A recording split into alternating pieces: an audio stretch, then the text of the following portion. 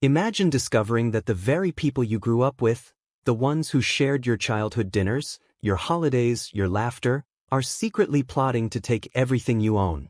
That was me, standing in my late parents' house, realizing my family didn't see me as blood anymore, they saw me as an obstacle. If you've ever been underestimated or betrayed by someone close, hit that subscribe button. Drop a like and share your thoughts in the comments, because what you're about to hear isn't just a story. It's proof that sometimes karma needs a little help. My name is Daniel, and I was the quiet one in my family, the one who never caused trouble, the one who always helped. After my parents passed away, they left me their home. Nothing fancy, but it was filled with memories. At first, everyone seemed supportive. But little by little, I noticed my cousins, Eric and Melissa, circling like vultures. Casual comments slipped out. "Are you sure you can afford to keep the house, Daniel? You know, Mom always said it should have been ours." At first, I brushed it off as grief talking. But then one day, I overheard them in the kitchen. Whispering. Planning. Eric's voice low and greedy.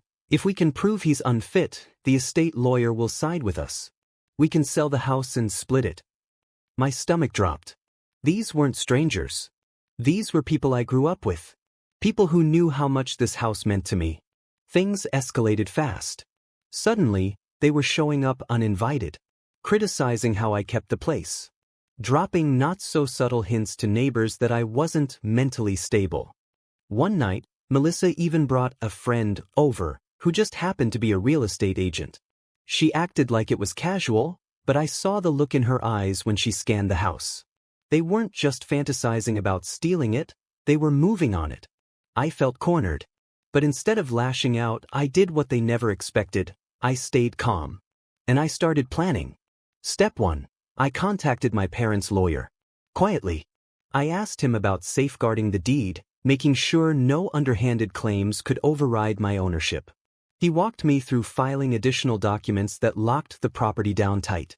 Step 2. I set traps, not physical ones, but legal and digital. I upgraded my security cameras. I saved every text, every voicemail, every passive-aggressive email. And then I waited. It didn't take long.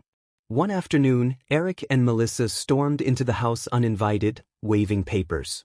"We talked to a lawyer," Melissa smirked. "You're not fit to manage the estate. Once the court sees, this house is ours." My heart was pounding, but I stayed calm.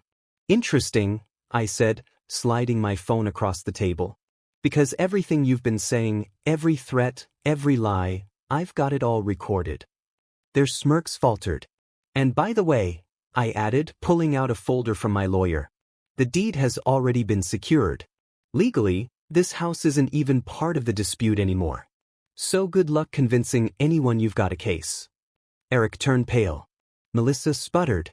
They weren't prepared for me to fight back. But I wasn't done. I handed the folder over. "You'll want to read page 3. That's the notice of the restraining order I'm filing, based on harassment, attempted fraud, and unlawful entry." For once, silence. They stormed out, but their power was gone. The court date came and went. Their so-called evidence crumbled under cross-examination. My recordings, my documents, my lawyer, they shredded every lie they tried to spin. The judge dismissed their claim entirely, and the restraining order? Approved. Now, if they even step foot on my property, they risk arrest. Walking out of that courthouse, I felt something I hadn't in months: peace. They tried to take my home, my security, my sanity. Instead, they lost their reputation, their credibility, and any hold they thought they had over me. I learned something important. Betrayal doesn't always come from enemies. Sometimes, it comes from family. But boundaries are powerful. And when you stand your ground with patience and proof, greed collapses under its own weight. If you found this story as satisfying as I did, hit that like button. Subscribe for more stories where justice isn't just served, it's delivered with precision. And tell me in the comments, what's the most shocking betrayal you've ever seen? Because remember, revenge isn't always about destruction. Sometimes it's about reclaiming your peace and letting them destroy themselves.